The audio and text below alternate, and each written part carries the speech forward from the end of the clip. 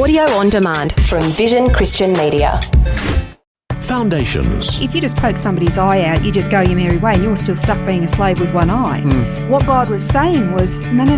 You mistreat somebody like that, you give them their freedom, you give them their life. Because life in Judaism is the absolute pinnacle. It is so sacred. Foundations. Understanding the Jewish foundations of our Christian faith. With Robbo Robinson and Mandy Warby. In our previous program, we talked about the significance of the book of Leviticus. Now, of course, it can be rather dry and we can sometimes think that it's ancient history and doesn't apply to us, but it can be quite significant. And we're exploring and digging into the real treasure on Mount Sinai, which is where, of course, the book of Leviticus, all the laws were given. To our mind, in our Western mind, the whole book of Leviticus, the rules, the rituals, all of the sacrifices, and we kind of go, that is just so far removed from our understanding and psyche. We kind of go, really? Seriously? That's all?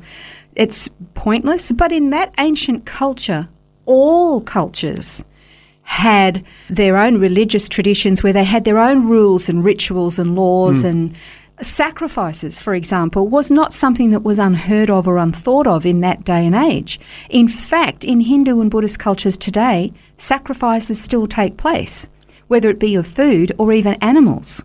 Okay, that still takes place today. In a lot of tribal communities that are very primitive and remote, they too have sacrificial type systems. So it's only weird to our mind. It's not weird to the ancient mind.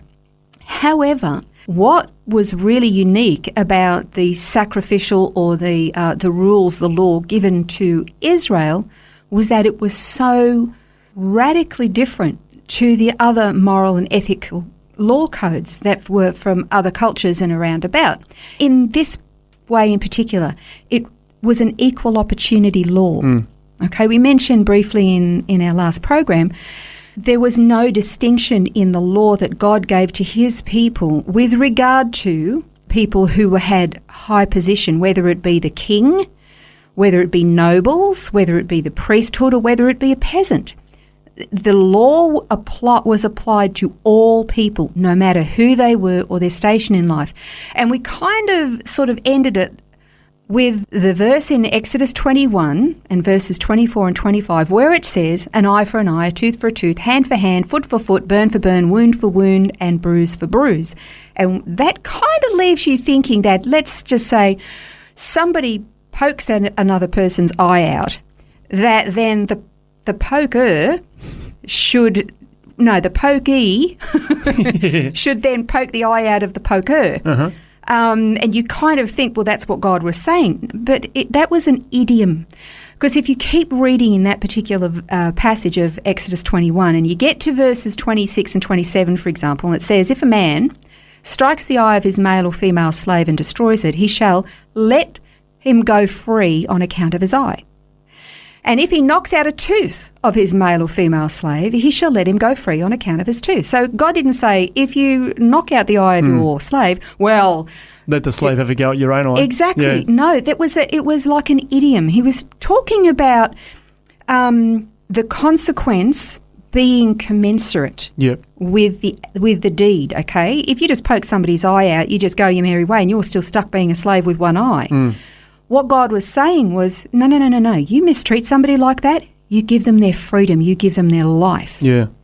Because life in Judaism is the absolute pinnacle. It is so sacred. And this was absolutely revolutionary in the ancient world. And it reveals something about how God views all people. I mean, firstly, a slave, according to the Torah, had rights. He was to be treated respectfully, with dignity. He was not to be harmed or abused, to the point where if somebody knocked the tooth out of his slave's mouth, he got his freedom. The other thing was that all slaves had to be set free every 6 years. You know, a Hebrew slave was not only to be given his freedom after the indentured time, but he was to go out with his arms full of wealth. Yeah, that's right, yeah. And then you look at the fact that when it came to the Sabbath, in all other cultures, slaves never got a day off. But in Israel, God said no. Everybody, the animals, everybody. Yep. That even the land gets slaves. a Sabbath, doesn't it? Even the land got a rest. So when you look at the law that God gave, it was revolutionary. There was nothing like it in the entire ancient world. And there's nothing like it even to this day. Our law system of justice and law and everything else is actually based on that. Yeah, that's right. Yeah. And that's where you can see the treasure, I guess, because obviously, comparing that with other cultures where there was just, random rules, there wasn't really any, rhyme or reason to it. It was, as you say, not equal punishment for a crime. It was just, if you feel like this, or if they're rich or they're poor, all different rules and regulations. Yeah. So that's where the treasure is. Absolutely. Preferential treatment for depending on how much money you had or your position in society determined what consequences you got for the same crime that a commoner would have to. It was totally different. Yeah. Not so with God's law. And the other thing too is you get onto the subject of slavery, and people have a very wrong understanding of slavery as far as the Bible is concerned. Yes, slavery is in there. But listen, slavery was throughout the entire ancient world, and it's still happening today in many cultures. The difference is that in ancient Israel, yes, there were slaves, but it was, generally speaking, you've got to understand, there was no such thing as social security in that day and age, right? And so if you suddenly fell in hard times, you couldn't just go down to the local Israeli Centrelink and get your free car and your free, your food coupons and your electricity paid and free medical. You couldn't get that. So God had a system in place in the law that said if somebody is impoverished, when it was the law of gleaning with the crops, don't take everything, leave some for the poor.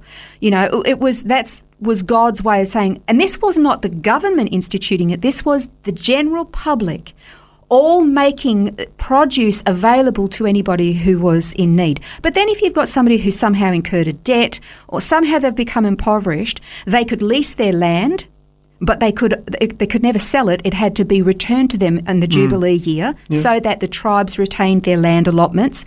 But if they were indentured, if they were impoverished, they could indenture themselves and become a slave. But the slave owner, had to cover every cost, had to make every provision for his slave. And God said, don't you mistreat the slave or the foreigner. Remember, you used to be slaves in Egypt, and you were treated appallingly. So treat them well, look after them, the widows and the orphans, the slave, the foreigner. And eventually they get their freedom. That was unheard of in the entire ancient world.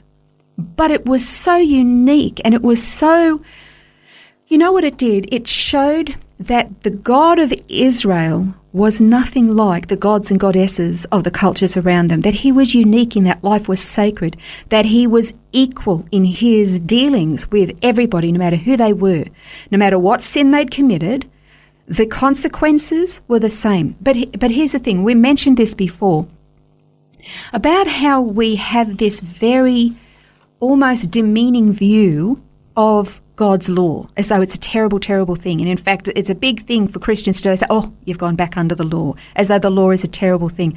The law is not terrible. The law is holy. I want to emphasize that.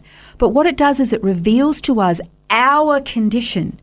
And so, and even Paul said, he said, look, I would not have even known what coveting was unless the law told me what coveting was. Then I realised I was guilty. If you had somebody come and live with you and Morgana and the kids, and they had a behaviour every single day that was really offensive to you, if you didn't tell them that what they were doing was really getting on your goat and it was annoying you and it was offensive and it was causing your children to be concerned with what was going on, they would not know that it was offending you. So when you tell them, then they go, oh, this actual behaviour is really, really bad and it's making Robbo and Morgana really upset. It's disturbing their kids. I won't do it anymore. Right? But if they do it, then you kind of go, well, you know what you're doing now, so out you go, sort of thing. Whereas God revealing the law to us, making it equal opportunity, this is a level playing field, everybody's the same. But then as he reveals it to us, we go, oh, I'm offending him all the time and I can't stop offending him. This is ingrained in me. He says, I know. That's why you need me. And this is where I'll finish with this verse. It's Galatians 3, 23, 24. I won't read the whole thing. But the last line of this verse, these verses says, therefore the law has become a tutor to lead us to the Messiah so that we may be justified by faith. The point of the law is to tell us we are sinful and we need the Messiah. Yeah, pointing us in the right direction. Yeah, what that's a great the treasure. reminder. Amazing. Yeah. Well, on our next program, we are going to be looking at the names of God, and one in particular, Elohim. That's next time on Foundations. This has been Foundations, a look at the Jewish foundations of our Christian faith. For study notes, resources and more, see vision.org.au/foundations. Thanks for taking time to listen to this audio on demand from Vision Christian Media. To find out more about us, go to vision.org.au.